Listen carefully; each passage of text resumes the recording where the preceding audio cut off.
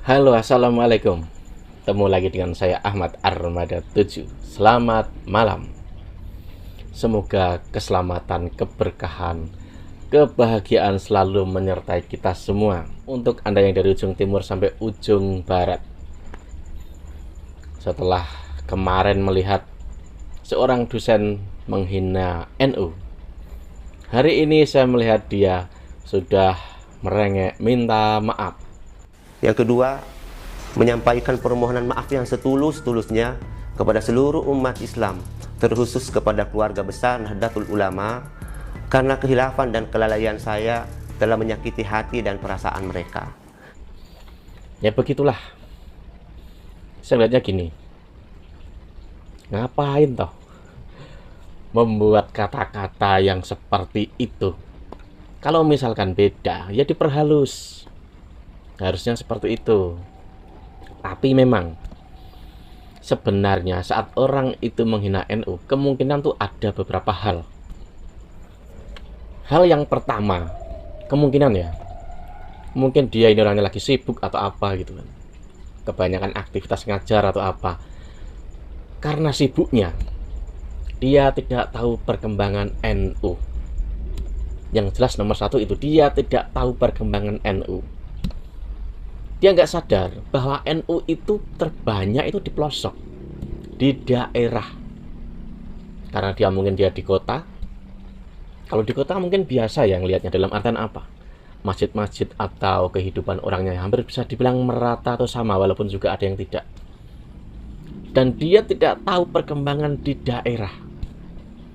Soal perkembangan informasi di daerah saja itu sama dengan yang di kota, nggak ada beda. Setiap rumah itu ada internet, sama yang di kota kan. Bahkan ibaratnya kalau di desa itu internet itu unlimited, itu sudah banyak.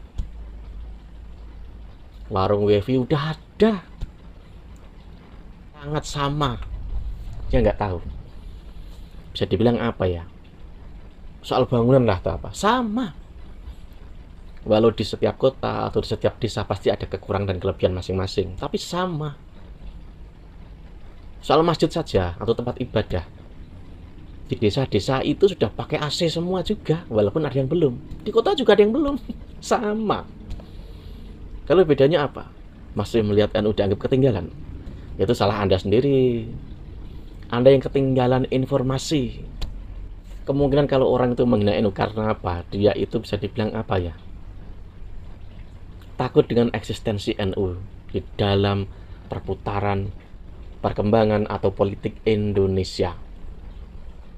Tapi hal-hal yang paling membuat mereka agak beda itu kemungkinan besar karena politik, pilihan politik yang beda. Misal ada paham beda, dia agak alergi, ya itu bisa juga jadi alasan. Tapi yang aneh jika pahamnya sama, tapi dia menghina NU. Kecenderungan politiknya itu yang membuat mereka begitu. Kecenderungan pilihan politik atau jalan politik yang beda. Di situ, kalau misalkan NU dan Muhammadiyah dibandingkan, itu bisa dibilang apa? Sudah basi, sudah kuno. Baik NU ataupun Muhammadiyah secara kemajuan sudah sama, sangat sama. Bahkan kalau dinilai-nilai itu perkembangan untuk hal-hal tertentu, itu NU melebihi. Contohnya cabang NU di luar negeri.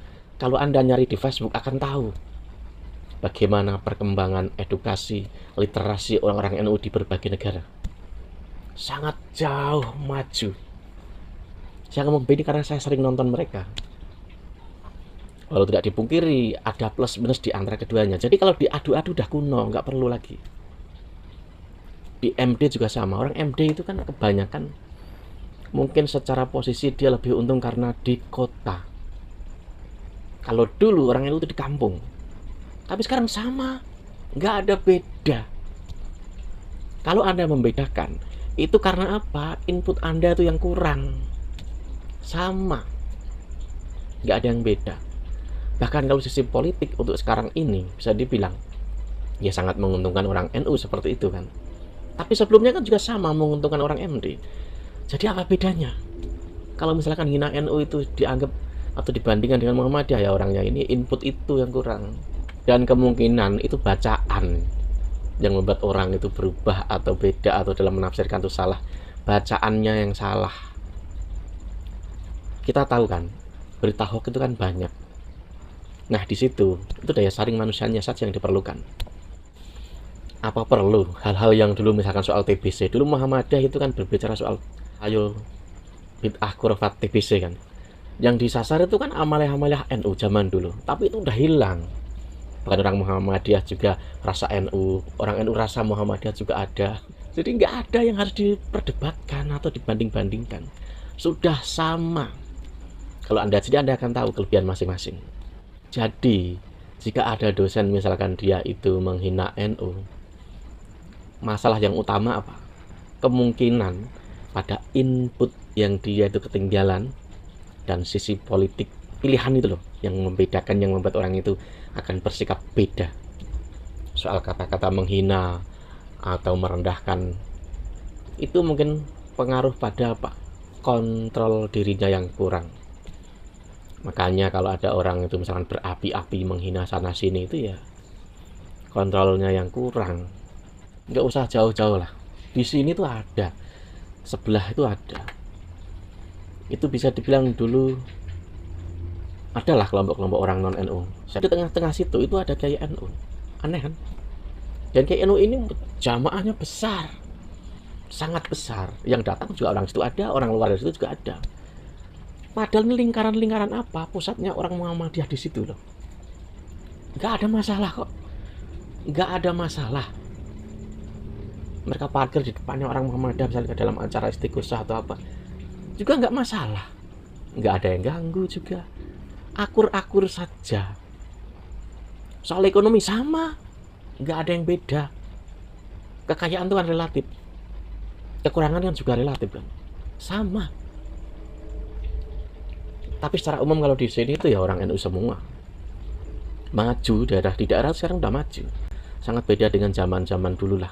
Bahkan bisa dibilang sangat beda, dan perbedaan itu mencolok. Zaman SBY sama Jokowi itu sangat beda. Lebih maju yang sekarang ini. Jadi jika misalnya ada orang yang menghina NU, ya itu tadi. Jadi bilang itu inputnya atau daya edarnya dia itu kurang. Oke, sampai sini selamat malam. Wassalam.